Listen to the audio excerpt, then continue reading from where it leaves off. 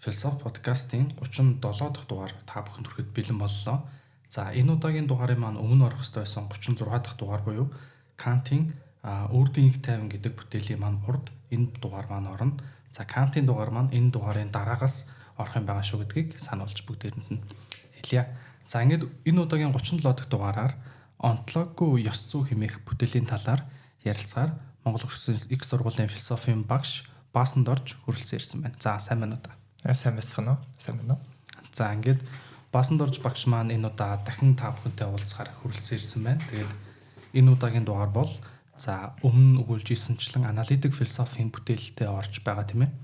За ингээд онтологгүй ёс зүй гэдэг одоо өөр зөвөр гудмаар явж байгаа хүн харахад бол тий онтолог гэдгийг нь ойлгоход бас төвхтэй нөгөө талаараа ёс зүй гэдэг нь яг юу юм болоо ч юм асуулт тодорхой толгойд нь шууд үүсгүүц ийм ном байгаа. Тэгэхээр энэ номны талаар бүгдээрээ яг юу өгүүлээд байгаа вэ тухайн тайлбарлах гэж оролдъё. За энэ номны зохиогч болохоор Америк нэгдсэн улсын философч, математикч Хиллари Путнам гэж хүн байгаа тийм ээ.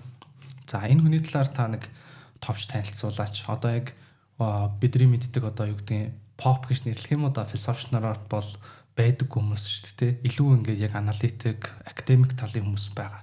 За та энэ тухайд танилцуул.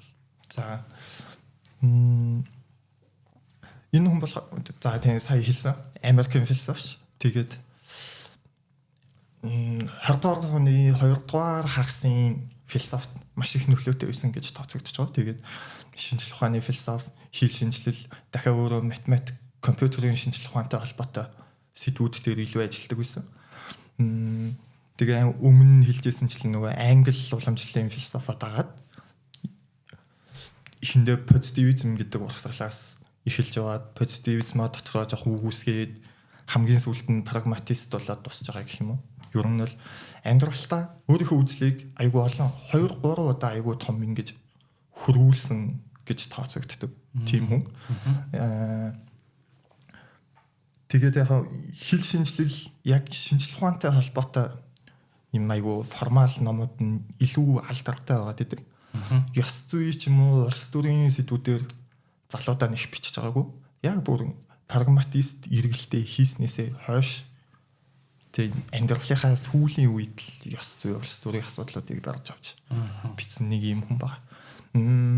Яг надад хувийн юм нэг санагддаг бодогддог юмнуудаас байгаа. Ер нь харах юм бол амар харизматай. Нийтэд бичлэгүүд нь байгаа. Хүмүүсээс хайхад үзээсэй гэж бодож чинь нэг юм яжтай инээж байгаа амар харизматай гэдэг нэг тийм юм багхгүй. Тэгээд надад бол яран айгу таалагддаг.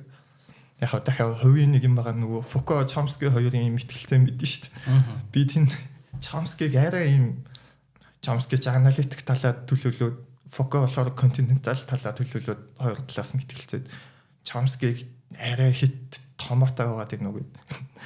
Патнам үзсэн бол яг юм Фукотой зан чанарын хувьд ч юм уу тэгээ таараа амар юм 6-тай мэтгэлцэн болох байсан болов гэж боддог байсан. Тийм байна. Одоо ингээд ажиглахлаар философчдын үйл санаа амьдралынхаа явцын туршид ингээд хид ер нь өөрчлөгдөх, төлөвшөх үе зөндөө байдаг те. Одоо Ницшегийн үед Вагнараас өмнөх үе, хойдох үе гэдэг ч юм уу.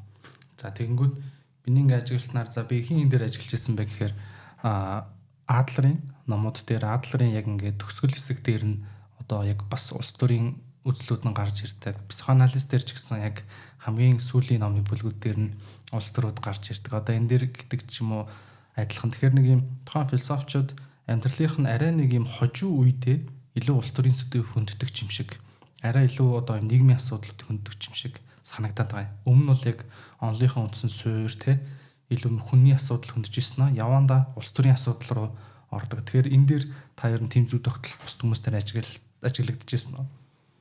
Яг харагдаж байгаа тийм тохиолдлууд үүдэг. Гэхдээ үнэхээр ингэж ер нь судалгааны үндсэн чиглэл хиндээ юунаас эхэлсэн гэдэг нь л илүү ач холбогдолтой санагдаад байгаа. Бүр эхнээсээ улс төр бичээ явуулсан хүмүүс бас байгаа гэдэг шүү дээ. Тэгэхээр нэг тийм хатуу байх зүйл бол надад байхгүй. Окей, ойлголаа. За энэ ном болохоор 2004 онд бичигдсэн ном байсан. Тэгээд та яг хизээ энэ номыг уншиж исэн бол за орчуулж эхэлсэн түүхэн оюутан бахаас ер нь нэг юм ёс зүйтэй холбоотой янз бүрийн маргаанууд болж байгаа шүү дээ. Тэгээ ингээ яваад ангууд эцэстээ найзуудтайгаа маргахаар эн чинь метафизик штэ гэдэг ингээд нэг сони юм дээр очиад дуусчаад идэг гэсэн. Тэгээ юм нэг утгагүй юм шиг. Тэгээ би ийм ёс зүй гэдэг юм метафизик ч юм уу тэгээ энэ онтологгүй гэдэг юм хайж авч байгаа. Яг хөө зүгээр аналитик философчтой дотор нь хайж байгаа миний дуртай хүмүүс хойшоо ямар хүмүүст нөлөөлж ямар хүмүүс гаргасан байна гэж хайж авч байгаа 19 онд гэж. Анх Патнамын номыг хараад онтологгүй зүгцэн. Тэгээд нэгэ харсан чинь яг PDF-ээр л татал авчиж байгаа юм л дээ. Тэгээд эхний бүлэг нь метафизикгүй ёс зүгээд эхэлсэн байсан байхгүй. Тэгээд ёстой яг хайж байгаа гоё юм байна да гэж бодоод. Тэгээ уншия гэж бодоод тэгээ бүр орчуулъя гэж бодоод нэг тийм бодолтой хэлсэн. Окей. Тэгэнгүүт одоо метафизик гэдэг үг гарлаа тий. Онтолог гэдэг үг гарч ийн сонсогчд маань яг юуг нь мэдэхгүй байж магадгүй. Тэгэхээр одоо ерөнхийдөө бол философи ухааныг дотор нь ангилж байгаа ангиллуудын салбар мөчрүүд байгаа шүү дээ. Та энэ тухай нэг товч тайлбарлаач. Ер нь яг философи маань саяны ярьсан метафизик тий яг аль мөчрөн салаан юм бэ? Одоо энэ онтологгүй гэж нэрлэгдэж байгаа онтолог гэдэг ухаан салбар өөрөө яг аль хэсэг нь юм бэ? За философи бол бүр маш ерөнхий мета эсвэл тэгээ энэ гүнзгий гэж хэлж болох асуудлууд руу бодлоор ингээ яваад орчиж байгаа нэг тийм салбар шүү дээ судалгааны. Тэгэнгүүт философийн үндсэн асуудлууд байгаа. Юу оршин байд юм бэ? Эсвэл юу бодит байдал гэж юу юм бэ? Яг энэ хэсэгт ер нь бол метафизик. Энэ асуултанд хариулж байгаа философийн нэг салбарыг метафизик, онтолог гэдэг хамгийн ерөнхийгөөр хэлчихэж болж байгаа. Дараагаар нь яг нөгөө тань мэдгүй онл яг мэдлэг гэж юу юм хүнийг хизээ юм мэдчлээ гэж тооцох юм гэдэг юм шалгуур хайгаа явчихж байгаа тийм эсвэл мэдлэгийн их сурвалж юу юм гэдэг ч юм уу. Энэ асуудал болонгууд эпистемологи тань мэдгүй онл за цаашаа үнэлэмжийн яг гоо зүй, ёс зүй, улс төр гэдэг ч юм уу тийм энэ салбарууд ороод ирдэг. Энэ чи болохоор нөгөө сайхан муухай асуудал, сайн муугийн асуудал, хүн юу хийх ёстой, ёсгүй тухай асуудал нөгөө шодрог justice гэдэг ч юм уу тийм ийм үнэлэмжийн асуудлууд ороод ирдэг. Тэгэхээр энэ ч нөгөө онтологгүй ёс зүй гэчихээр мэдээж энэ философийн салбарууд ч хоорондоо ингээл хутгалтай явж байгаа шүү дээ. Ер нь бол метафизик эсвэл онтолог гэдэг юм дандаа юу болдог? Философийн арга зүйн суурийг нь тавьж өгöd идэг. Ер нь бол эхлээд онтолог юм уу метафизикийн асуудлууд дээр яг юуг бодит гэж үзэх юм юу оршдог гэж үзэх юм гэдэг ч юм уу тий энийг шийдчихэнгүүт цаашаа өөр бусад тань мэдхгүй эсвэл ёс зүй улс төрийн асуудлуудтай ингээд өөр хандлагаар хандаад байгаа байхгүй. Жишээ нь сайн гэж юу юм гингүүт энийг байдаг эсвэл байдаггүй за байдаг гэж үзчихэнгүүт сайн гэдгийг бид нэр байгаль дээрээс юм шинж олж болно эсвэл байгаль дээр олдохгүй шинж нэг бол сайн гэдэг шинж огтоос واخгүй энийг ч хүн санаанаасаа зохиоцсон гэдэг ч юм уу тий иймэрхүү ингээд маргаанууд ёс зүйн философи асуудлын гүндэнд явж идэг. Тэгээ энэ бол нөгөө сайн байна байхгүй гэдэг байгаа чинь онтолог метафизик тал нь байхгүй тийм. Тэгээ яг онтолог метафизик дээр дахиад жоохон ингээд лавшруулаад явал ер нь натурал кайнд ч юм тийм ийм байгаль дээр байдаг зүйл гэж юу юм эсвэл social construction нийгэм хүмүүс соёлоосоо бүтээсэн юм гэж юу юм гэдэг ч юм уу тийм эдгээр ч гэсэн онтологийн асуудал гэж тооцогдох гэдэг. Тэгж ойлгож байна. Тийм байна. Тэгэнгүүт одоо жишээ нь яг энэ гурван салбар мөчөр хоорондоо холилдоод одоо онтологи ёс зүй гэдэг ч юм уу яг тэр салбар нь тэрийг авч үзэнэхээс илүүтэй хоорондоо арга зүй болж бие биентэйгээ хамтраад одоо цаашаа явдаг гэдэг бас логик байгаа шүү дээ. Окей. За одоо яг энэ ном болохоор бас ялгаагүй өмнөх хоёулангийн дугаар дээр хийжсэнтэй адилхан энэ зохиолч маань өөрөө нэлийн нас дээр гарсныхаа дараа бичсэн зохиол байгаад байгаа. Тэгэхээр өмнөх номуудыг нь өөрөө түрүүн хэлсэнчлэн илүү юм хэл шинжилэлтэй холбоотой байсан. Тэгээ сүүл рүү яг энэ ёс зүйн асуудлууд руу орж ном бичсэн гэх. Тэгэхээр энэ зохиолчийн яг бусад номуудын талаар та судалж үзсэн үү? Ер нь бусад номнуудаас нь те ямар хуу бүтээлүүд байдаг бол ер нь бол юм өмнөх дугаар дээр бас хэлжсэн тийм айгүй их өгүүл бичдэг. Хуучин бичижсэн номууд нь бас л ийм нэг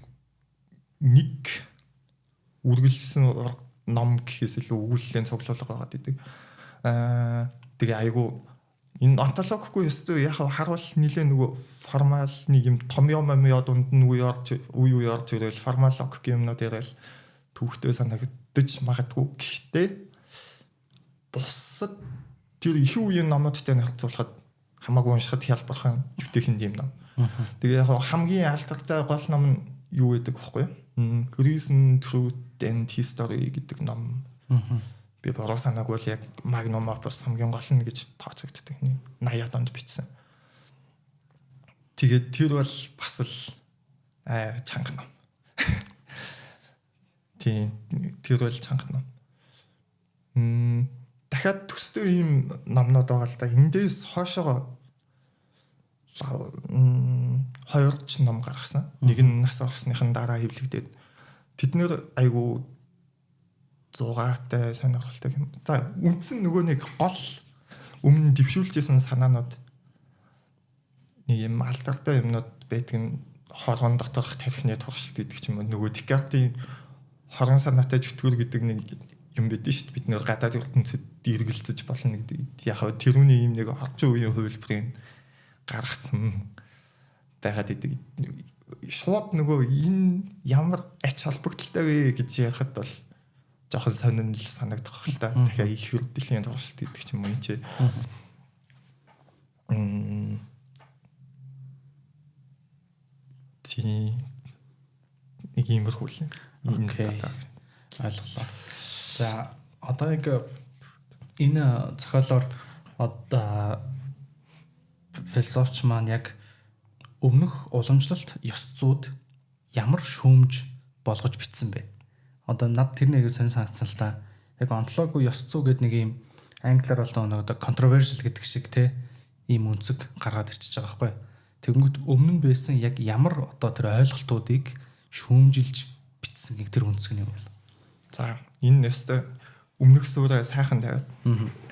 Энэ зүгээр ёс зүйн тухай биш ер нь бүхлээрээ 20-р зууны нөгөө их үед байсан аналитик философиг бүхлээр нь арга зүгээр нь ингээд шүмжилж байгаа л тийм ном гэдээ ойлгочих болно.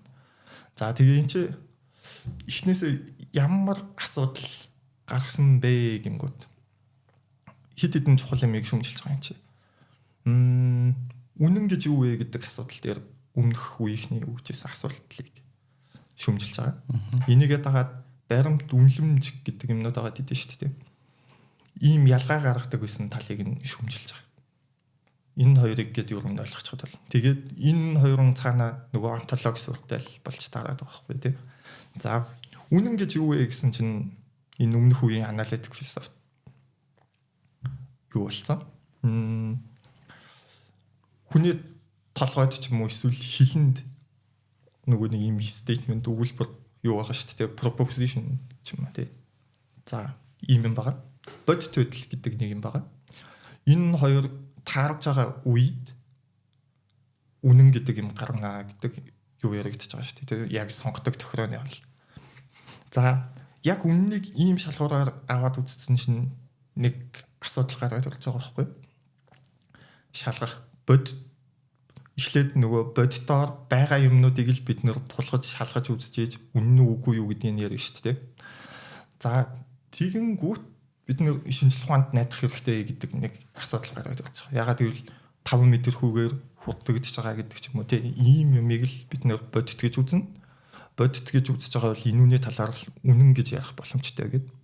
Тэгсэн чинь хүний хэл гэдэг ч юм уу тийм бид нэрийн ингээд бодож байгаа ашиглаж байгаа ойлголтууд зөвхөн энүүнд ингээд хязгаарлагдах нөгөө байгаль дээр байдаг зүйлсээр хязгаарлагдахгүй болох гэдэг байгаа байхгүй. Жишээ нь сайхан гэдэг юм байгаль дээр байгаа юу байхгүй юу гингүүд чи амар сонин шүү дээ. Натурал шинж юм уу? Энэ тог дамжуулах чанар эсвэл уусах шинжигдэхтэй адилхан натуралын хүнд жимбин гэдэгтэй. За тэгсэн чи нэг талаараа энийг орхих айгүй хэцүү. Тэгсэн мөртлөө яг нөгөө бодит байдалтай таарж гэнэ үү гэдгийг шалгах айгүй хэцүү нэг юм асуудал болж байгаа. Тэгээ 20-р зууны их үеэр юм нөхдүүд энэ асуудлыг шийдэх гээд ямар нүүдэл хийсэн бэ гэсэн чинь утгатай болон утгагүй өгүүлбэрүүд гэдэг зааг гаргаж хаяа. утгатай өгүүлбэр гэдэг нь зөвхөн нөгөө эмпирикээр шалгаж болдог. Эсвэл эмпирикээр гаргасан датан дээр тулгуурлаад логик шинжилгээгээр хооронд нь уялдуулаад гарч байгаа тийм юмнууд л үнэн гээд яг энэ үн дээр математикийг нэмээд оруулчих. Тэгсэн чинь цаана нь ямар ч нөгөө юм заагчгүй референтгүй ойлголтууд ашигладаг гээд нэг тийм юмнууд байгаа нь үнэлэмжийн шинжтэй саяны нөгөө сайн муу сайхан муухай ёстой ёсгүй нэ тэр гэдэг ийм үгнүүд болчихж байгаа. Тэгэнгүүтээ энэ утгагүй өгүүлбэр гэдэг байгаа юмнуудыг ерөн бүр авч үзгээ болцсон аналитик философи. Ингээд хайцсан. Авч үзлээ гэхэд эднэр ямар утга илэрхийлт юм бэ гэдгийг жоохон судлаад судлангуудаа за сайн гэдгийг бол бүгдээрээ за юу ял та ус гэдэг бол ус гэдэг нэг бодтой байгаль дээр байгаа зүйлийг зааж шít те. Эсвэл хүйтэн гэдгийг бол бид нэр бас температураар ямар нэг байдлаар ингээд зааж яана гэж үзчихэж болох гээд байдаг. Тэгсэн сайн гэдэг дээр ингээд нэг яг юу хэлээд байгаа нэг өөрөөсөө тодорхойгүй. Тэгэнгүүт за эн чинь ийм бодит байгаа шинжийг заагаад байгаа юм биш. Харин зүгээр хүмүүст тодорхой харилцааны ийм үүргэл гүйцэтгэдэг. Сайн гэж хэлхийг эсвэл муу гэж хэлхийг жишээ нь хүмүүс бүүлэхтэй адилхан гэж үздэг. Бүү энэ бол тэг бодит байдлыг яриад байгаа биш. Зүгээр л надад таалагдахгүй байх гэж гэдэг санаагаа илэрхийлж байгаа гэдэг ч юм уу тий. Эсвэл нэг хэсэг нь энийг эмотивистүүд гэдэг. Ер нь бол зүгээр л сэтгэл хөдлөлөө илэрхийлж байгаа. Сэтгэл хөдлөлийн илэрхийллийг л ингээд нэг дамжуулах үүрэгтэй ойлголтууд байгаа. Сайхан муухай ч хамаагүй. Эднэр бүгдээрээ үнэлэмжийн шинжтэй болчихж байгаа байхгүй. Нөгөө байгаль дээр байдаг юмнуудыг заагаад байгаа чинь болохоор үнэлэмжийн биш илүү баримтын шинжтэй ойлголтууд болж хувирах гэдэг. Зарим нэг нь бас арай өөр юм ярьж байгаа юм л да. Сайн гэдэг бол чи энэ юмыг хийх ёстой шүү гэж бусдад шаардлага тавихтаа л хүн алахгүй байх нь сайн гэж хэлж байгаа нь бол чи хүн алахгүй байх ёстой шүү гэж хүмүүс шаардлага тавьж байгаа. Үед илэрхийлж байгаа. Үед хэрэгэлдэг нэг юм ойлголт гэдэг ч юм уу тий. За ингээ хайчих. За тэгэнгүүт цаашаа нөгөө юу жагс гэж тооцогдох юм. Илүү улс төрийн юм ойлголтууд ороод ирэнгүүт дахиад байхгүй. Эн чинь бодитмыг зааж байгаа гэхэд хэцүү болох гэдэг шүү дээ. Ингээ ерөнхийдөө аналитик философи гэдэг салбар бол ёс зүй, гоо зүй, улс төрийг ингээд амар түрдсэн, хайцсан нэг тиймэрхүү салбар гэсэн байна. За тэгээд яг ёс зүйд нь нөгөө юм нэг үгүй эн чинь бодит юмны тухай ярьж байгаа одоо саяны зүгээр л сэтгэл хөдлөлийг илэрхийлж байгаа бол эн чинь ёс зүйн үнэн, улс төрийн үнэн гэдэг ч юм уу тий огтоос байхгүй болчихж байгаа байхгүй. Тэгэхээр энэ ч бидний яриа ерөөсөө объектив шинжгүй болсон гэсэн үг. Яг хөө тэгээд объектив гэж хамгаалах гэж байгаа нөхдүүд орж ирээд юм ярангуут патнам юу гэж хөнжилж байгаа нөхөр жишээ нөгөө муурын тухай ярьж байгаа. Муурынхаар сайн гэдэг бол байгаль дээр байдаггүй хүн ямар нэг юм интүү зүгөгдсөн тэрүүгээрээ л ингээд таньж мэддэг амар энгийн шинж гэдэг байгаа байхгүй натурал биш. Энд патнам ямар алдаа гарч ийн гэсэн чинь яг юу гэдгийг нь мэддэхгүй амар юм нэг хийсвэр тим шинж гаргаж ирээд тэрийгээ би юу гарч юм мэдгүй ингээд тохирооны онлоороо тий би ийм хийсвэр объектын талаар үнэн яриад байна гэж ярахаас аргагүй болж байна гэд. Тэгээ энэ бас нэг онтологийн хэлбэр гэж. За тэгээд том үсгээр эхэлсэн онтологчлох хандлага гэдэг юмыг бүхэлд нь шүүмжлээд нэг хоёр үндсэн чиглэл гаргачихж байгаа. Нэг нь хөөрөгдлөх, нөгөөх нь болохоор бууралт явах гэх юм уу, deflationary. Энэ хоёр нь ямар онцлогтой вэ гэсэн чинь яг ертөнц дээр нийт хэдэн зүйл байдаг вэ? Хэр олон тооны зүйл оршдог вэ гэдэг нэг юм тоог нь гаргахгүй л дээ тий. Гэхдээ юу юуг байгаа гэж үзэхэд бид нэр хэрэгтэй юм бэ гэдэг нэг. Тэгэнгүүт муурих дээр болохоор бид нэр муурих шиг тэр нон натурал буюу натурал биш сайн гэдэг шинжийг ярихгүйгээр уул нь бол ёс зүй ярьж болно. Саяны болохоор партнерийнхаа чинь нэм нэг төөрөгдөл биднэрт хэрэггүй объектыг нэмээд оруулаад ирж байгаа. За тэгсэн чинь нөгөө deflationary буюу бууралтынх нь болохоор юу гэж байгаа. Сайн гэдэг юм огтоос байхгүй. нэг нь болохоор ийм хийсвэр объект байна гэд нөгөөх нь болохоор сайн гэдэг юм огтоос байхгүй.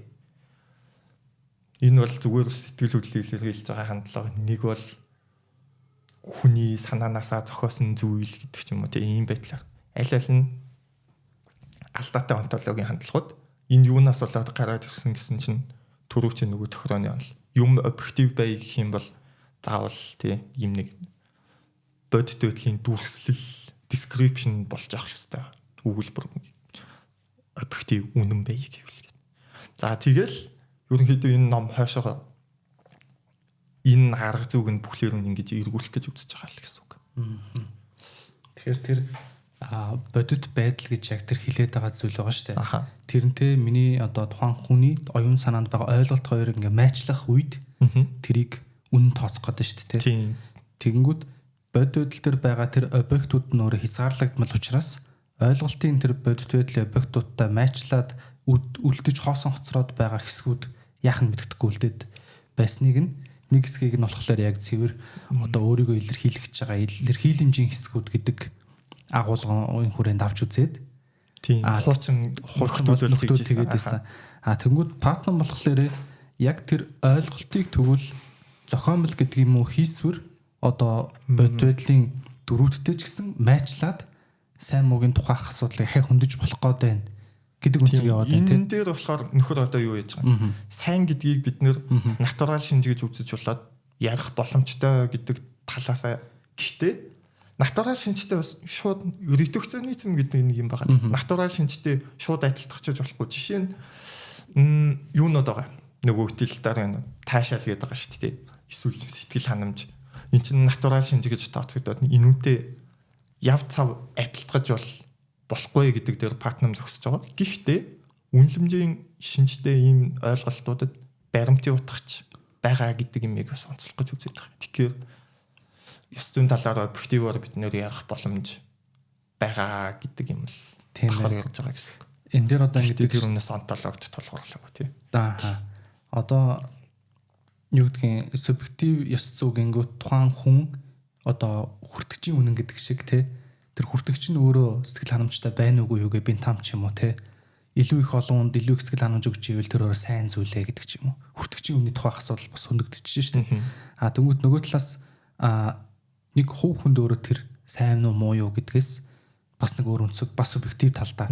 Тэнгүүд энэ дээр яг шууд ёс зүйн онолхоос илүүтэй айрын бас өөрийн нэг объективизм гэж яриад илүү бас нэг томьёолбор болох гэж нэг оролцсон тойм байдаг шүү дээ.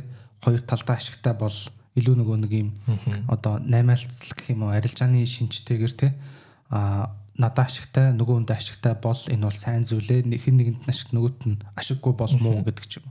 Тэгэхээр патнумын гаргаж ирээд байгаа үнцг нь болохоор ямар ч үсэн ёс зүй маань бол объектив зүйл байх хэрэгтэй. Одоо зүйл гэдэг үнцгөөс яриад байна шүү дээ талд нь. Тэгэж ярихдаа бол миний нэг юм анзаарсан нэг зүйл байгаа. Одоо ёс зүйг ярингууд уламжлалт ёс зүйн одоо энэ сургаалыг ярьж байгаас бүгд хүнтэй хамаатуулаад байгаа. Одоо тий одоо ёс зүй яригдлаа сайн муу яригдлаа бол заавал хүн гэдэг ойлголт байж иж яриад байгаа. Тэнгүүт миний ингээд ажигласнаар патнум хүнээс салгаад гэж байгаа.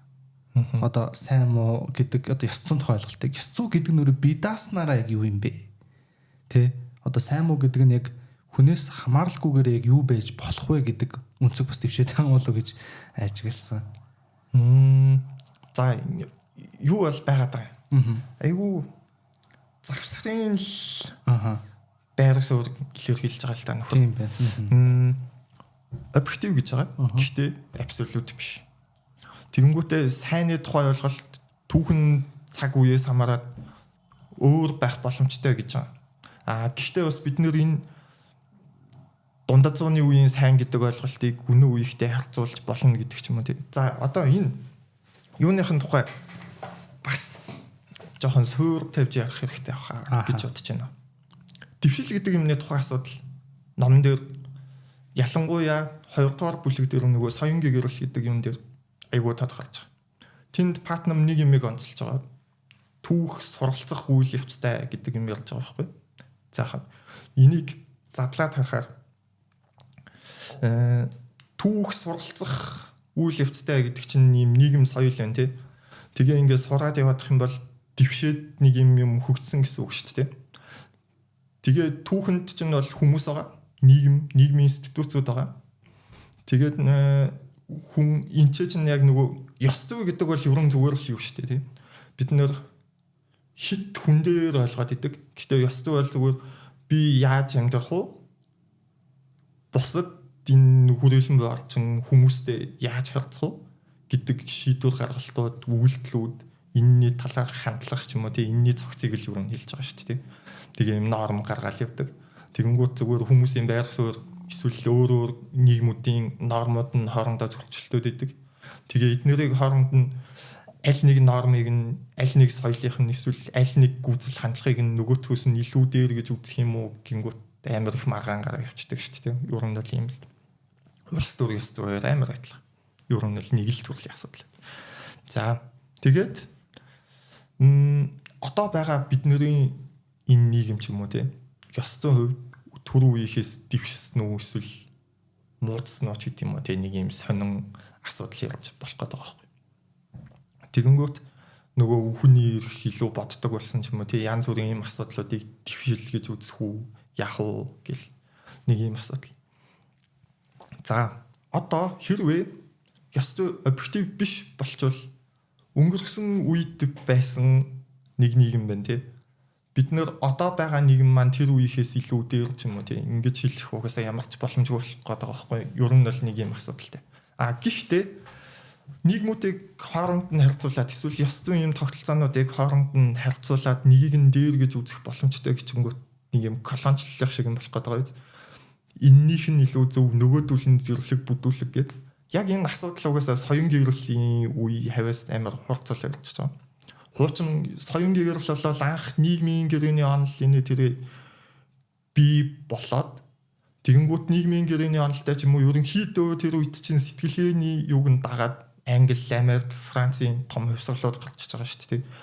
Энэ бол хуучин амьдарч ирсэн бидний хаант засаг гэдэг ч юм уу хуучин амьдарч ирсэн тэр тогтолцоог цоо шинээр нь эргүүлж хаяад тис өөр юм нэг амьдардаг тогтолцоог бий болгочихж байгаа байхгүй тий. Тэгээ нөхдүүд ер нь дэвшил гэж юу юм бэ? Бид нэр юм хувьсгалууд хийгээд өмнөх үеэсээ дэвшил авчирч чадваа үгүй юу? Нийгэм маань илүү сайн болсон юм уу? Ёс зүй гэдэг юм ингээ хөгжсөн юм уу гэдэг маргаан гар. Ер нь бол нэг юм асуудал модон дараа явсан байгаа байхгүй.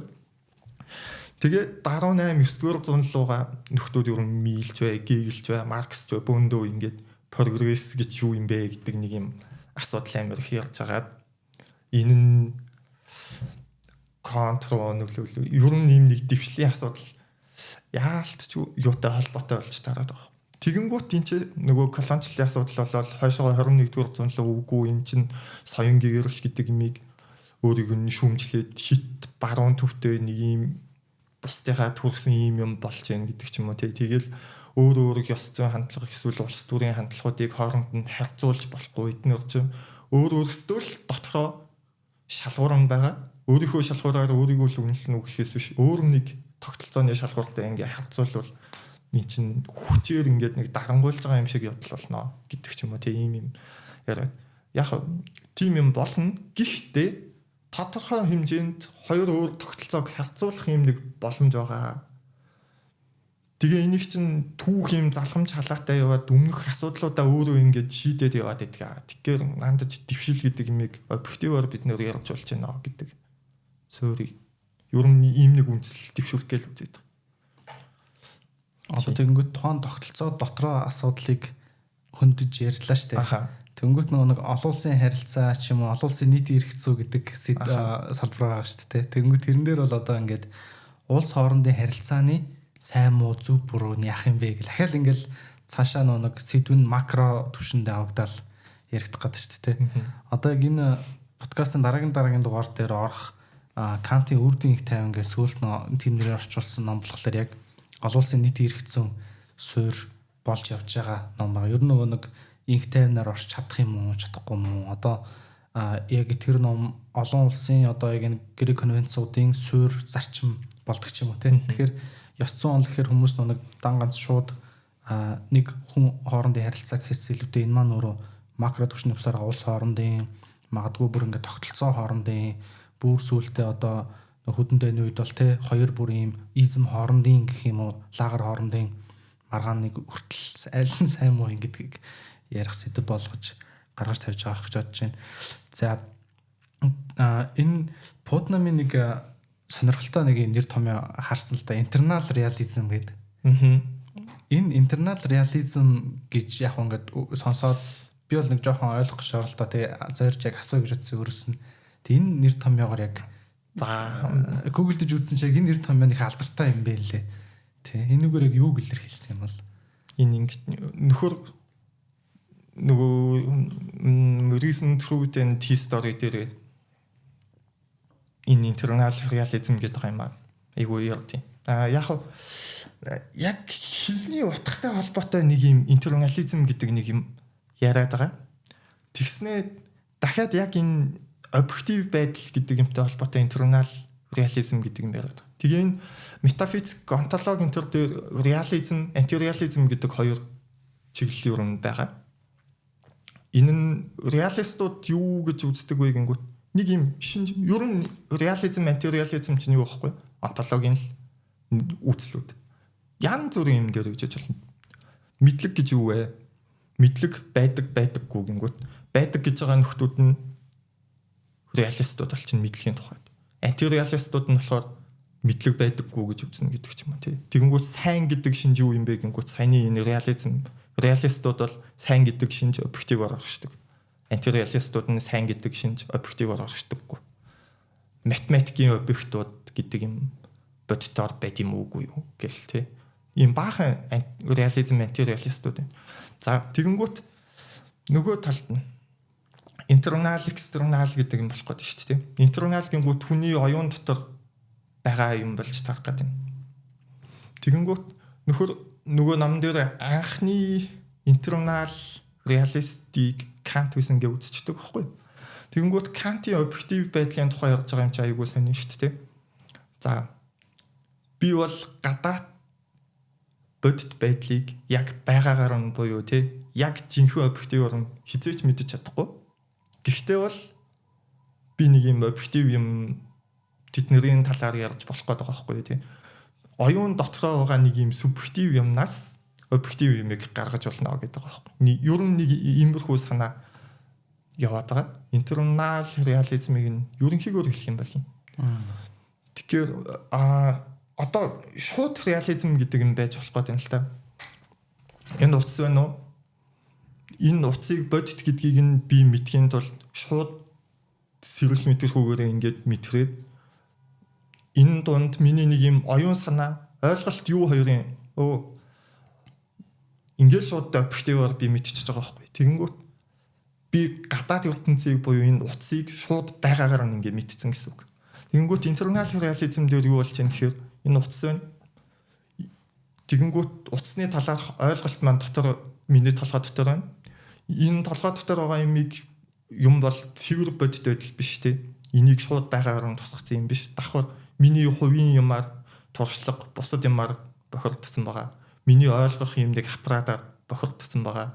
Эсвэл нийгэм соёлын бусад нөлөөгөөр ингээд бохирдсон байгаа. Тэгэхээр утасны талаарх ойлголт маань яг жинхэнэ бодит ч юм уу тийм цэвэр объектив ч юм уу тийм бол биш. Гэхдээ эндээсээ энэ нэг санаанаасаа би объектив юм, үний юм ярьж болно шүү дээ. Тэгэхээр хүн гэдэг юм бол бодит байдлыг хизээч мэддэггүй гэхдээ бол тэрнийхээ талаар объектив юм ингээ ярьж чаддаг гих маягийн санааг гэж л ойлгож болох. Нөгөө Аристотель дээр гардаг л одоо яг морины идеал гэж байгаа хүмүүст те идеал морь гэж байгаа. Тэнгүүд гадна талд бодит морь байгаа. Тэгээ тэр идеал санаа маань гадна талд байгаа морьтой маань адил гэдгийг хүн мэдсийн дараа морь гэж таниад байгаа гэдэг те. Одоо юу санал вэ гэж асуулт яг ингээд араас нэг үрж те. Одоо нөгөө яг манай мэрэгжил дээр UX design дээр ингэж ойлголтоор үздэг affordance гэж ойлголт байгаа. Тухайн нэг эд зүйлий. Бид нар ингээд санал төстэй юм дээр очиж суучдаг шүү дээ. Дуу, цемент, мемтэн дээр тэгэнгүүт тэр объектод саналны affordance байна гэж үздэг байхгүй. Ингээд саналны шинж байна. Тэгэнгүүт харахад ингээд сандал хүн суусан чинь ингээд цаасан сандал байгаад унчиж болно шүү дээ. Тэгэх юм бол fake affordance гэдэг ч юм уу те. Тэгэхээр яг тэрнтэй адилхан яг нөгөө нэг тухайн хүн өөр дотор байгаа нэг юм одоо mental model гэх юм уу те. Одоо загвар ба шүү дээ те. Энэ утас гэж нэг иймэрхүү шинжтэй юм хэлдэг гэдэг идеал загвар нь түрүүний хэлснээр нөө бохирдох гэдэг үг ашигласан шиг ямар ч байсан ингээд өөрчлөгдөд хувьсцсан хэдий ч тэрвгээрээ гаргаж ярьж байгаа тэр яриа болоод одоо харилцаанд орж байгаа тэрийг таньж байгаа процесс нь объектив байж болно гэдэг үгсэл явах гэдэг шүү дээ. Тийм сонсогч нар яг ингээд ойлгоход жоохон төвхтэйж магадгүй гэхдээ хэрэггүй ч юм яриад байгаа шүү. Тийм санагдав. Одоо манай мэрэгчлэлээр бүр аягүй хэрэгтэй байдаг байхгүй. Одоо жишээ нь дэлгэцэн дээр байгаа нэг товчийг яг ямар шинж агуулж аффорданстай болохлээр хүн товч гэж таних юм гэдэг асуудал яригдчихдаг. За эсвэл яг ямар шинж байгаа болохлээр нь хүн ингээд хажуу тийшээ swipe хийх юм. Тэрийг нь яг ямар detail одоо англиар бол visual cue гэж нэрлэдэг байна. Visual cue нэмжиж тэр зүйл хангалттай affordanceтай болох уу гэдэг.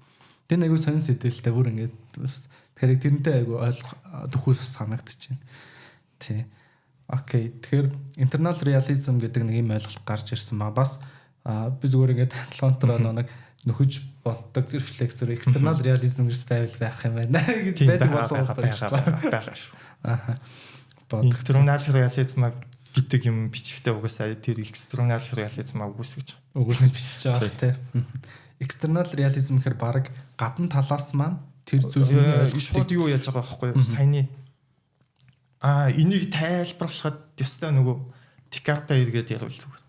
Түрүүч тархин доторх үгүй хоргон доторх тарих гэдэг байгаа шүү дээ. За юу яа л та нөгөө Декарт эргэлздэг шүү дээ. Яг тэрүүнтэй адилхан. Би за нэг юм хорон санаатай эрдэмтэн байж гинэ. Тэгсэн чинь миний тархийг хулгайлаад нэг хоргон тэгж амьдруулаад тэгэнгүүтээ гаднаас нь ийм дохионод өгөө. Тэгэнгүүт одоо би зүгээр яг одоо энэ за подкастэнд орж ийн ч юм уу те ингэж итгээд байгаа. Тэгсэн чинь бодит байдал дээр зүгээр би нэг юм хоргон доторх тарих байж ч магадгүй. Тэгэнгүүт нөгөө сонгодог ийм скептицизмын яг энэ үндэслэл чинь гадаад бодит байдал оршиж байна гэдгийг нотлох хангалттай гэх юм уу тий логикийн хувьд дүүрэн нотлохоо ерөөсөө байхгүй штэ гэдэг юм яриад байгаа байхгүй тий. Тэгэнгүүт саяны энэ гадаад бодит байдлын талаарх энэ миний мэдээд байгаа юм чи юу болж байна гэсэн чинь миний толгойноос бий болгосон юм нэг гэлүүшин байгаа үстэй тий зүгээр л миний санаа ойлголтууд байгаа байхгүй. Яг интэл төстэй асуудал. Тэгээ энэ санаа ойлголтуудыг юу бий болгоод идэв гадаад бодит байд. Тэгэнгүүт эн чин реализм биш юм шиг болох гээд байгаа байхгүй тий бүр бодит байдал байхгүй. Тэгэнгүүт external realistууд болохоор үгүй эн чин ингээ эргэлзэх боломжгүй энд гадаад бодит байдал байна. Энийг би ингэж санаагаараа ч юм уу те саяны sense data team юм байхгүйгээр шууд мэдчихэж болно шүү дээ. Энд гар байна. Энэнд би эргэлзэх аргагүй гэдэг ч юм уу те. Нэг external realism-ыг нь тайлбарлавал нэг иймэрхүү юм. Тийм ээ. Сэргээрээ тэгэнгүүт internal realist болохоор саяны юм нэг хоргон доторх тарих шиг энэ ийм эргэлзэж болох үс нөхцөл уулан байгаад байгаа үс. Ийм юмнаас ч үсэн гадаад ертөнцийн бодит байдлын талаар ярих боломжтой шүү дээ гэдэг юм гаргаж тавиад. Надад юутай адилхан санагдаж байна. Human computer interaction гэж салбар байгаа. Хүн компьютерийн харилцаа гэх тэрэн дээр юу гэж үздэг вэхээр хүнийг машинтай адилтгаж иж тэр салбар өөрөө цаашаа эхэлж алхаж явдаг. Тэгвэл хүн бол ямар ч нэг input outputтай. За дотроо нэг процесс хийдэг. Тэр процесс нь бол за тарих дээр ресепторуудээр ингээд ажилладаг гэж ярьдаг. Тэгэнгүүт одоо input нь бол компьютер руу одоо жишээ нь би хуруугаараа яг энэ S гэдэг товч дээр дарах уу эсвэл voice те уншигчаар дуудаад энэ ингээд намайг S гэж хэлж байгааг таних уу гэдгээс үл хамааран энд S гэдэг бичигдэж байгаатай гэдэгтэй адилхан төрөний тарих бол одоо халуун гэдэг мэдрэмж ч юм уу те арьсныхаа гадна талын одоо мэдрэхүүгээр авах эсвэл тийшээ халуун гэдэг мэдрэмж төрүүлэх тархины цэгүүд рүү сигнал цахилгаан долгион өгөөд халуун гэж мэдрүүлэх нь яг ялгаатай юу гэдэг асуулт руу сүлдөө явчих гэдэг төстэй. Үнэхээр яг тийм ер нь бол ижлэгэн асуудал болох гээд тийм төстэй. Тийм байна. Окей. Одоо энэ миний хараад нэг Путнамд хамгийн их нөлөөлсөн хүмүүс одоо гэх юм ингээ харсан чинь William James, John Dewey хоёрыг бас гаргаж ирж исэн. Би нөгөө нэг яг ингээд сүүлч муу сонсорч чадгаа. Одоо яг иймэрхүү судалгаа энэ хийхээр Google дээр сүүл рүүгээ ChatGPT-тэй баг ярьцдаг байхгүй. Тэгээ ингээд өөдөөс яриад тэгээ энэ яг юу гэсэн үг яасан ингээд.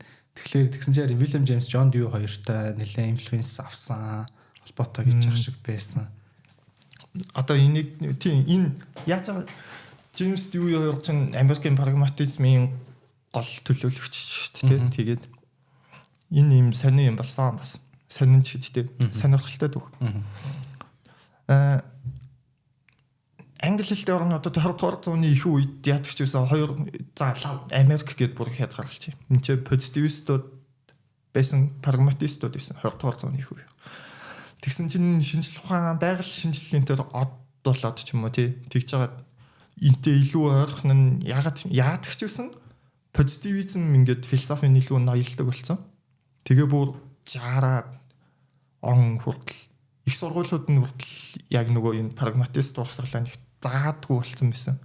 Тэгээ энэ хоёрын ер нь юм онтологийн, эпистемологийн ер нь энэ арга зүйн хувьд бүр амар ялгаатай хоёр чиглэл байгаа гэсэн.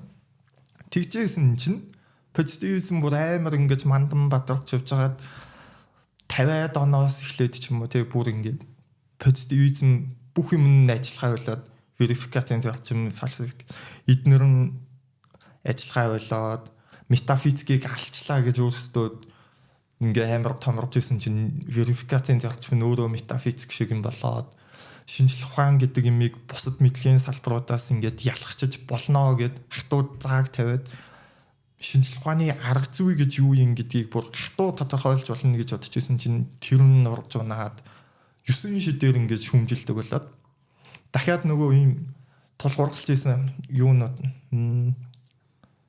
Quine гэж хүн жишээ нь гарч ирэл эн чинь нэг юм хоёр догма эмпирицизмд байна гэж байгаа бүр шүмжилдэг байхгүй. Тэр нь бол ер нь бол позитивизмын хоёр догма л гэж хэлчихэж байна. Аналитик синтетик гэдэг үнний ялгаа байна. Дахиад редукционизм гэдэг нэг юм байна гэд шүмжилж байгаа. Тэгээ ер нь бол пост позитивист философичуд гэж нөхдүүд бас гарч ирээд тэгэл янз бүрээр ингээд позитивизм байхгүй болчихж байгаа байхгүй. Тэгээд дундаасаа эн чинь бас одоо яах вэ гэдэг юм философичд нь тал бүрд ингээд эрүүл хайгуул хийж байгаа шүү дээ. Тэгжсэн энд Richard Rorty гэж нэг өл амар юм харах юм бол томоотой хүн. Гэхдээ энэ дунд амар юм хувьсгалч хүмүүнтэй нэг юм тэрслүүний маягийн юм хийсэн байгаа байхгүй. Амар юм мат формалог гэсэн уртай хүмүүс үжсэн чинь нөхөр Француудыг ихлээ уншиж орж ирээд. Тэгэнгүүтээ хуучин орхигдсон байсан Dewey-г сэргээж орж ирээд. Тэгээ Heidegger амар англи хэлтэй философичуд бол ер нь Heidegger эсвэл Француудыг уншихгүй 20 дугаар зууны үеийн Францууд, Германуудыг нэг уншихгүй. Өөрсдөө хүн яг нөгөө уншдаг юм аа уншаад тэгжсэн нэг юм эсэргүүний нөхөр орж ирээд. Тэр тэгэнгүүтээ философийн The Mirror of Nature гэдэг ном бичиж байгаа байхгүй. Тэр бол өмнөх энэ аналитик философиг ингээ оронгоор нь эргүүлсэн бас л арга зүйг нь ингээ тис өөр болгоод шүмжилж байгаа нэг тийм ном гараад тэгээ бас ад үзэгдсэн байгаа нөхөр. Гэхдээ ойр хавийнхаа нөхдүүдэд Dewey-г санал болгоод энэ дунд нь Putnam байсан байгаа байхгүй. Тэгээ Putnam Dewey-г уншиж эхлээд тэгснээ өмнө нь байсан юм аналитик юм орхиод цаашин юм эргэлт гаргаа явцсан л байгаа юм л та. Тэгээд чухал санаануудыг авч ашиглаад тэгээ ер нь позитивизм доо бай ер нь арга зүйн тэгээ шалганд болцсон гэсэн.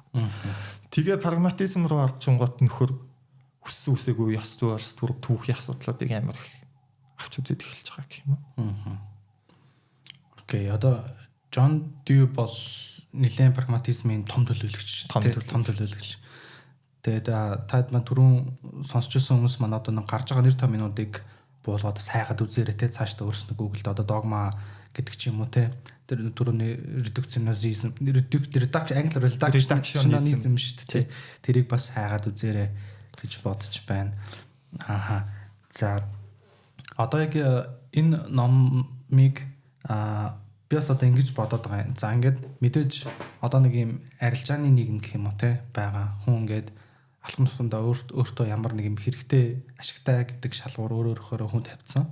Тэгээ тийм үйлдэлүүдийг зүйлсүүдийг өөрсөндөө сонгож ашиглаж байгаа. Одоо энэ подкастыг сонсож байгаа. Тэгэхээр яг нөгөө нэг энэ сонсож байгаа хүнд яг ямар хэрэгтэй вэ гэхээсээ илүүтэй яг би нөө сүлд Франклин нутаг Men's Search for Meaning шүү дээ.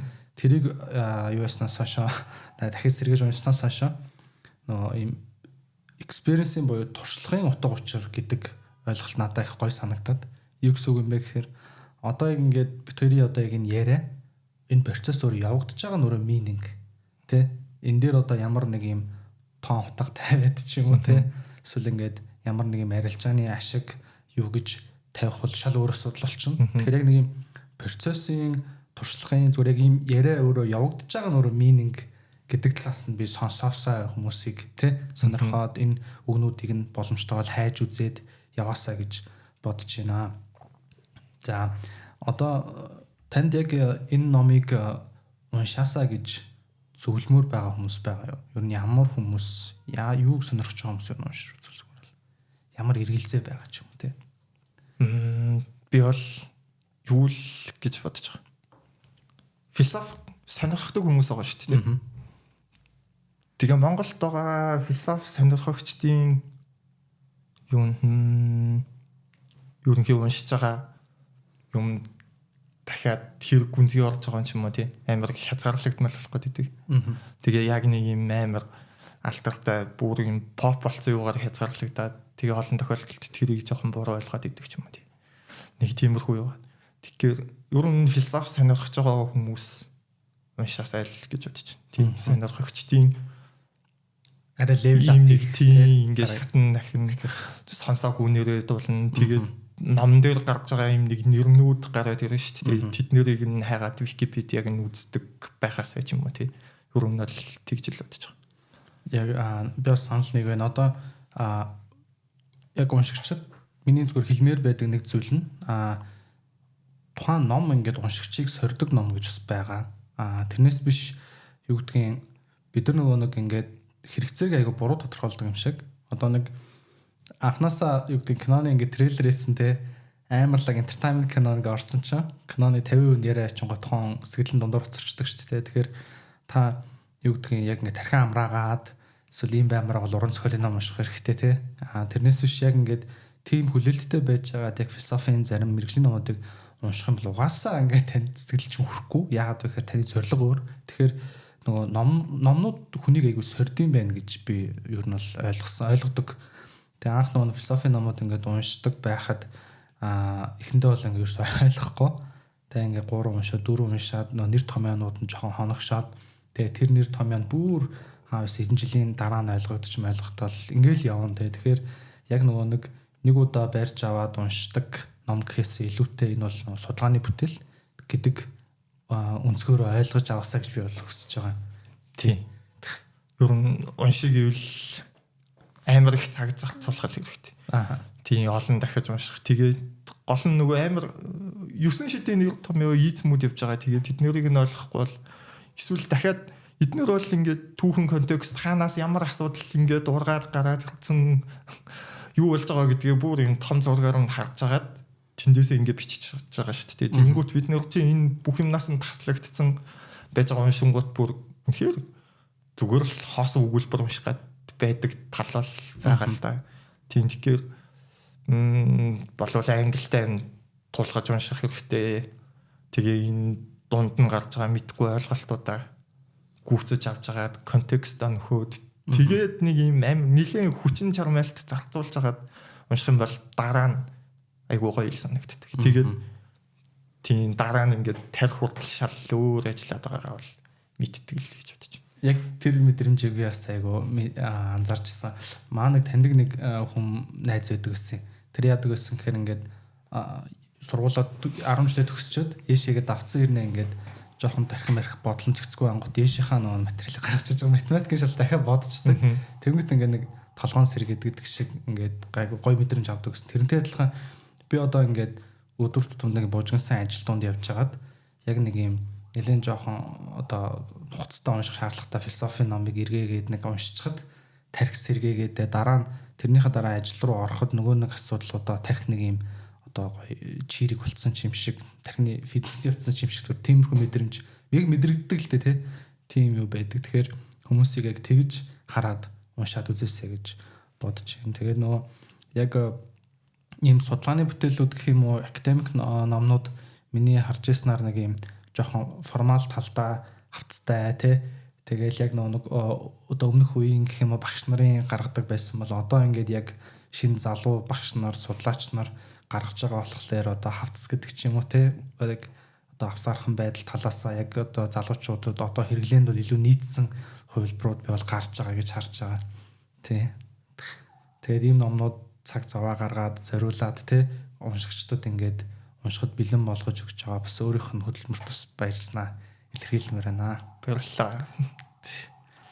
За танд өөрт нь одоо үлдсэн хэлэх зүйлс байгаа болов? Тэг яг саяны асуултууд ер нь тийм философи гэдэг зүйлийг яалтчгүй буруу ойлголт айгүй их байгаа юм л да тий. Тэгээ би бол иймэрхүү номнууд арай илүү түүхч юм бол философигингүүт мэдхгүй нэг юм галзуу хүнд ойлгогддгүй хүмүүсийн эсвэл нэг юм суут нэг тийм өвөрмөц хүмүүсийн бичсэн юм гэж боддог хандлага. Эсвэл философигингүүт шууд амьдралын утга гэл нэг шууд л амьдралын утга болоо явчихдаг гэдэг ч юм уу тийм. Нэг энэ хүрээгээр хязгаарлах байдал буурах болов уу гэж айгу найдаж байгаа. Гэхдээ ер нь аналитик философи энэ жоохон гүйлгэн мотел гэдэг л та тийм. Нөгөө Попперийн нээлттэй нэг юм түүний дайснуудыг нөгөө өмнөх дугаар дээр яриаг баха тийм. Достоевский оржуулдаг гомсгөрөнгөө оржуулад гаргасан шүү дээ. Нурлна. Гэхдээ тэр ерөөсөө зарагдаагүй. Тэгээс хүлдээ интернет ширхгийн 1000 төгрөгөөр ингээ худалдаад ингээ байжсэн гэдэг ч юм уу тий. Уул нь бол тэр бас л янзын ном даа гэдэг. Тийм тэр бас янзын ном нөгөө хуульд сурдаг байхад яг заавал унших номын нэг болцсон. Тэгээд бидэд хайгаад олддггүйс хэвгүй нөө 1000-аар зараад дууссан. 1000-аар хэрч юм бол авчихсан шүү дээ. Тэг яг тэр 1000-аар зарагдаж байгаа номон донд би яг санаж байна юу байсан. Эрг Фромын найдвар хавьсахгүй тэр бүр амар лаг ном, том ном даш ёндон гоо орчуулга байсан баг. Миний бодлоор бол нэлээд сайн орчуулга, технократ нийгэм гэл бүр нэлээд том орчуулга. Тэгэхэд тэр ном одоо ингээд миний хувьд айгүй тийм хүчтэй том нөлөөлсөн номнуудын нэг мөртлөө бас яг зарагдахгүй тэр 1000 төгрөгөөр зарж исэн ч юм уу нэг юм байгаад байна. Тэгэхээр яг нөгөө нэг юм би нэг юм дээгүү сүүл байр суурь баримталдаг болчиход байгаа. Тухайн мэдлэг мэдээж хүмүүст ойлгомжтой болж өөрийгөө хэлбэрчлэх шаардлагатай юу гэвэл хэрэглээний салбар дээр байж болох бах. Эсвэл нөгөө нэг түгээх салбар дээр байж болох бах. Эсвэргээрээ нөгөө нэг тухайн мэдлэг рүү хүмүүс өөрөөгөө өөрчилж дээшээ болгож аваачиж очих гэдэг нэг хэсэг байгаа байхгүй. Тэгээ энэ нөгөө нэг яг би өөрөө мэрэгжлийн дизайн болохоор яг тийшээгээ л ойртуулж ойлгох гэдэг юм л та. Юу гэхээр ингэж байгаа. Одоо ингээд онгоцны бүхээгийн доктортлын нөгөө удирдлагын талбарууд бүр ингээд замраагүй олон товчтой шүү дээ. Ингээд град цаан, үнцэг цаан зөндөө олон товчтой. Айгу хэцүү гэсэн мэрэгжлийн. Тэгэнгүүт тэр өөрөө хүүхэд хараад би ийм хэцүү юмыг бусдын чаддгүй зүйлийг одоо удирдах сурах нь гой санагддаг учраас нисгэгч болох мөрөөдөлтэй хүмүүс их байдаг гинэ. Тэгэнгүүт хэрвээ тухайн нисгэгчийн одоо кабин амар ойлгомжтой зүгээр нэг юм машин шиг ч юм уу машинаас хэлбархан байвал нисгэгч болохыг хүүхд мөрөөдгүй гэж байгаа юм. Тэгэхээр энэ нь юу хэлэх гээд нэхэр одоо Дон Норман гэдэг одоо дизайн салбарын сэтгэгч гэх юм уу судлаач хүн юу ярьдаг вэхээр бид нэр ингээд бүх зүйлийг хэлбарчилсаар агаад дизайнч тэр энэ амьдралч тэр айгүй мөөдөртэй болж эхэлж байгаа. Ерөөсөн мэрэгжлийн гэдэг юм ялгаа байхгүй хүн болгон бүх юмыг чадах юм шиг ийм одоо буруу ойлголт үүссэн. Тэгэхээр төвөгтэй байдал буюу complexity гэж яриад байгаа. Энэ дэлхийд хэрэгтэй хүмүүс complexity байж иж хөгждөг галыг нээж болоход амархан байгаагүй гэдэг жишээ авч ярьж байгаа юм. Тэгээ энэ дээр аягүй сонио пазлууд байдаг шүү дээ. Rubik шойлуулах юм. Амархан биш. Тэгээ ягаад хүмүүс ингээд ийм хэцүү юм татагдтыг. Одоо ансиг таах, тэгээ riddle таах, түрүүний хэлсэн ингээд математикийн бодох, шатар тоглох амархан биш шүү дээ.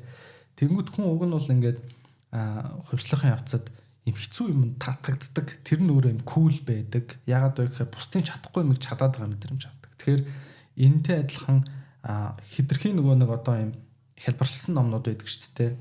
Одоо намтар одоо юу гэдэг түүхэн 50 сууддаг ч юм уу, эсвэл одоо ишлийн цуглуулах ч юм уу, иймэрхүү номнууд бол яг нөгөө нэг сонсогчтой хэлэхэд яг ийм тухайн хоол нь биш, хоолны зүгээр амталгаа гэж байдаг шүү дээ. Нөгөө нэг супермаркет зогсож идэг тийм амталгаан шүү.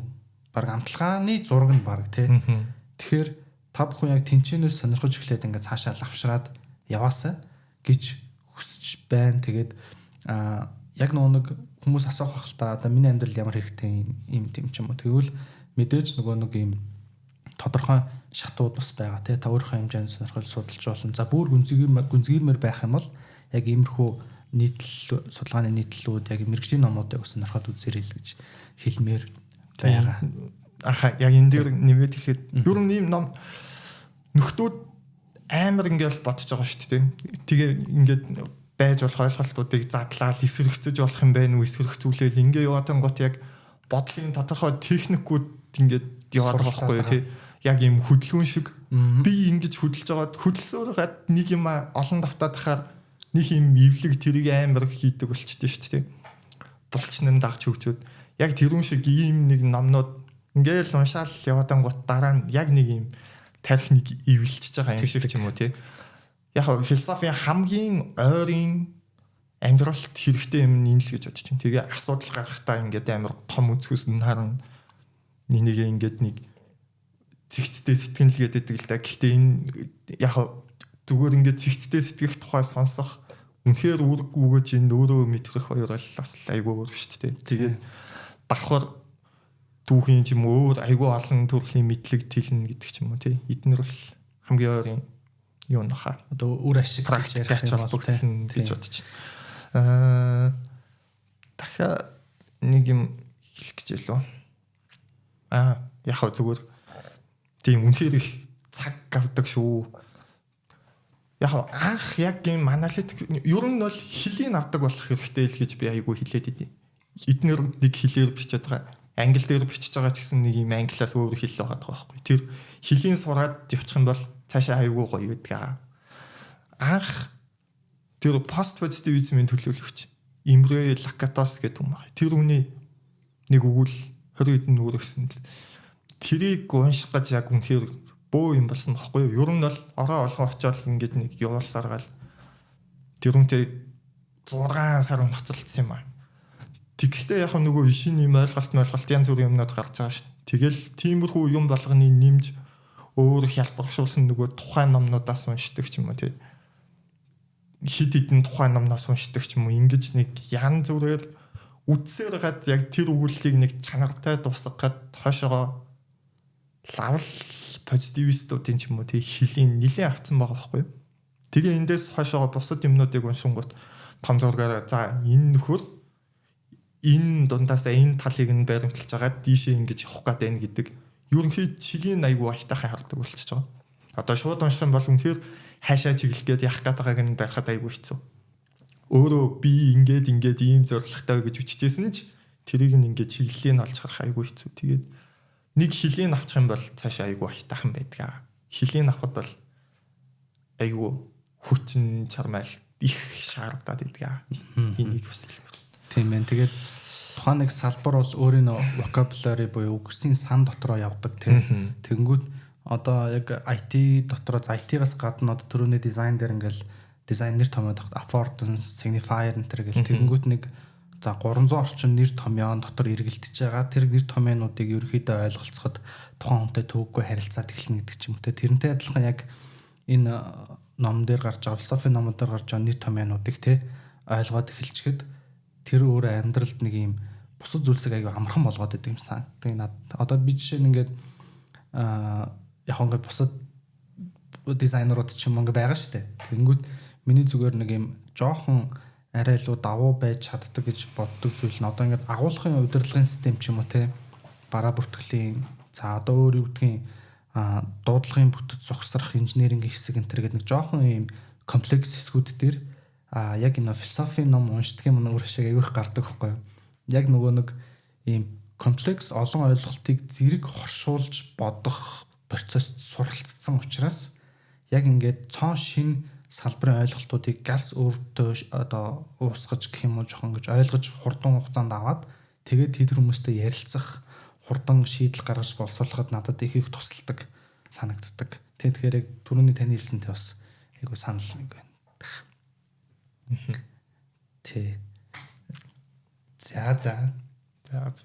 За ингээд бүгдээрээ энэ удаагийн дугаараа өндөрлөе. Тэгээд та бүхэн энэ номыг худалдаж авахыг хүсэх юм бол философицыг имэнээс захиалж авах болон багшийн дэдийн UB центрийн 11 давхарт 1115 дахь байрших философи номын дэлгүүрээс худалдаж авах боломжтой шүү. За ингээд бүгдээрээ дараагийн дугаараар уулзцгаая. Зочноор оролцсон Баасан Дорж багшд баярлалаа гэж хэлье. Баярлалаа. За.